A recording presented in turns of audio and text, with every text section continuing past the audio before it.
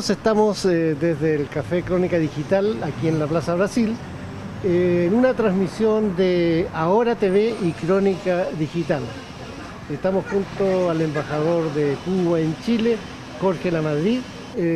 Nosotros tenemos mucho gusto en tenerlo aquí con nosotros y quisiéramos plantearle algunos de los temas que nos dice la realidad de este momento en la región.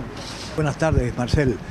Primero que todo, un agradecimiento real por esta posibilidad, ¿no?, de compartir unos minutos en Crónica Digital. Se trata, respondiendo a tu pregunta, de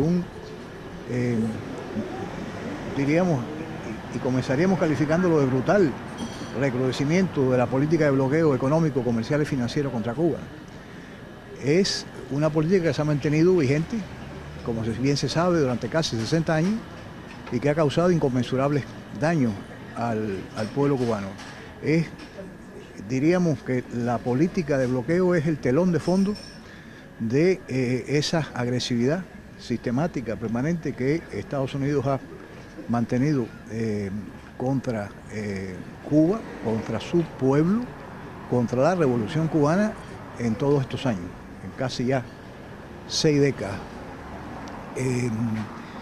Pero en específico, la puesta en vigor de este nefasto título 3 de la Helms-Burton equivale a autorizar la posibilidad de que empresas y propietarios estadounidenses interpongan demandas ante tribunales de ese país en contra de empresas de terceros países o de empresas cubanas que han desarrollado negocios en propiedades y en general que fueron incautadas, confiscadas o nacionalizadas al triunfo de la revolución.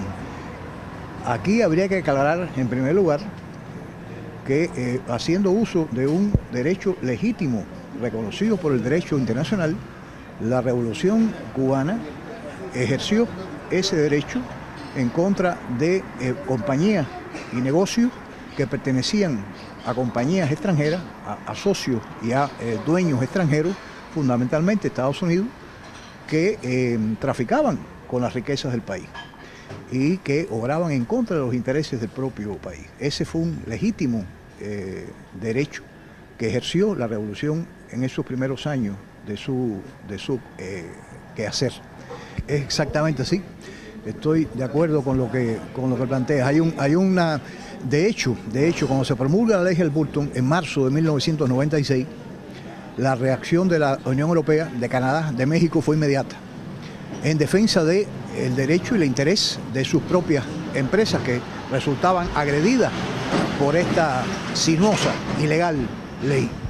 Y promulgaron medidas. Ahí está el estatuto del bloqueo, así se llama en el caso de la Unión Europea, ¿no?, que estableció, como diríamos, se llamó en su momento también, se le conoció como leyes antídoto, medidas concretas de rechazo, repudio, de control, de protección a sus empresas contra esta ley que pretende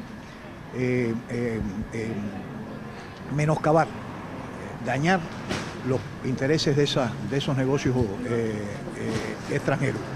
Igual reacción tuvo Canadá, tuvo México. Esta arremetida de las autoridades actuales de Estados Unidos en contra de Cuba, con la puesta en vigor de este título 3 de la Helms-Burton, ha también concitado el apoyo, el repudio de no solo de la Unión Europea, que ya varios de cuyos miembros incluso han declarado formalmente su oposición. El canciller español, por ejemplo, recién ha declarado que se abre un periodo de discusión, de debate, en general en las cortes, en los tribunales, producto de la aplicación de esta legislación. Igual reacción han tenido desde Canadá o desde México, ¿no? Es, repito, parte de la propia política de bloqueo que desde hace 6 décadas se aplica contra Cuba.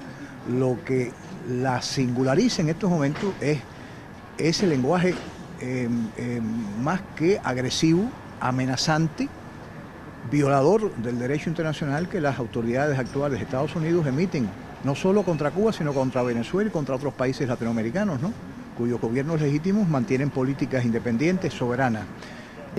¿Cuál es el análisis que ustedes hacen sobre esta situación? Aunque usted ya lo ha dicho, pero evidentemente este es uno de los mayores riesgos en los últimos años sobre la independencia, la soberanía y la autodeterminación de los pueblos de América Latina.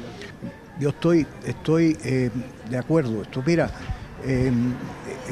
para responderte, primero diría yo y evocaría la decisión de los jefes de Estado y Gobierno de los 33 países latinoamericanos y caribeños que, reunidos en la cumbre de la Comunidad de Estados Latinoamericanos y Caribeños en La Habana, CELAC, en enero de 2014, suscribieron la proclama declarando a la América Latina y el Caribe como una zona de paz.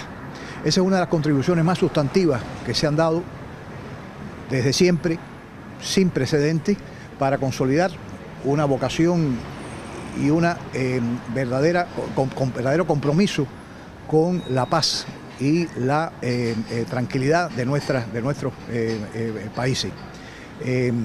Por supuesto, preservando los intereses nacionales, la soberanía, la independencia, la autodeterminación de nuestros países. Es ni más ni menos que esa invocación, que esa absurda, inaceptable pretensión de congelar, de revitalizar a la doctrina Monroe en nuestra región, lo que está propiciando la creación, el surgimiento de ese clima de inestabilidad, agresividad, hostilidad que se ve en estos momentos y que se concentra, por supuesto, en la cruzada antivenezolana, ¿no?, que pretende derrocar a la revolución bolivariana, cuyo gobierno legítimo del presidente Nicolás Maduro se ha mantenido resistiendo esas embestidas imperiales. Y, por supuesto, también esas amenazas, ¿no?, y esas directas amenazas que se emiten en contra de mi país, en contra de Cuba, amenazándola con un bloqueo completo, o este senador de la Florida, Enrique Scott, que acaba de convocar y de exhortar a un bloqueo naval contra Cuba. Son medidas de extrema agresividad, de amenazas reales, viniendo de una potencia imperial, dicho sea de paso, en decadencia, cuyos coletazos son estas acciones de arremetida y de agresión contra nuestros países. Por supuesto, la revolución bolivariana de Venezuela está en el epicentro, ¿no?, de esa cruzada, ¿no?, y de esa arremetida imperial, en la que lamentablemente hay un grupo de países latinoamericanos que han comulgado con esa política, ¿no?, y bajo preceptos y conceptos de democracia, libertad o derechos humanos pretenden el derrocamiento de un gobierno legítimamente establecido, señor mío, que no tiene otro asidero que el de la población que votó efectivamente por el actual presidente y legítimo presidente de Venezuela, Nicolás Maduro Moro. Ese es uno de los experiencias, de las constataciones que podemos nosotros dar fe por voz propia, porque la hemos sufrido durante 6 décadas. Y es lo que en estos momentos aplican contra el pueblo y las autoridades de la revolución bolivariana. Ese propósito fue enunciado claramente en los documentos internos del Departamento de Estado, que en su momento pergeñaron, concibieron, organizaron y lanzaron y promulgaron el bloqueo económico, comercial y financiero contra Cuba, que fue crear desesperación, hambre, miseria y promover por esa vía el descontento de la población con las autoridades revolucionarias cubanas. Ese es el propósito genocida que tiene esta política y que ha sido condenado por 27 veces, 27 asambleas generales consecutivas de Naciones Unidas, por la inmensa mayoría de la comunidad internacional, con la sola excepción de Estados Unidos e Israel. Estados Unidos, a través de las declaraciones de sus principales personas, incluido el presidente, ha hablado mucho de la presencia de 20.000 soldados cubanos. Menos que La Habana y Moscú y el Kremlin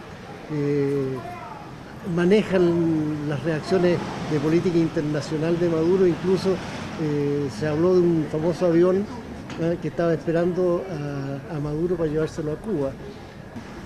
Es una de las tantas mentiras con las que propagan las autoridades norteamericanas y que pretenden justificar la política de bloqueo a Cuba y la agresión de que está siendo objeto Venezuela. Esos 20.000 cubanos que están en Venezuela son colaboradores civiles.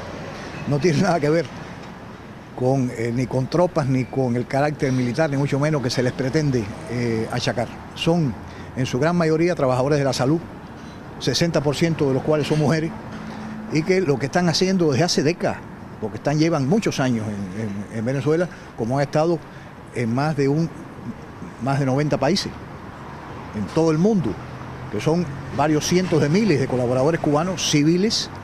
Sí, es el ejército conocido como el ejército de las batas blancas, porque son médicos, doctores en medicina, especialistas médicos y otro personal especializado que presta sus servicios civiles de cooperación en el sector salud, en el sector cultural, en el sector deportivo, en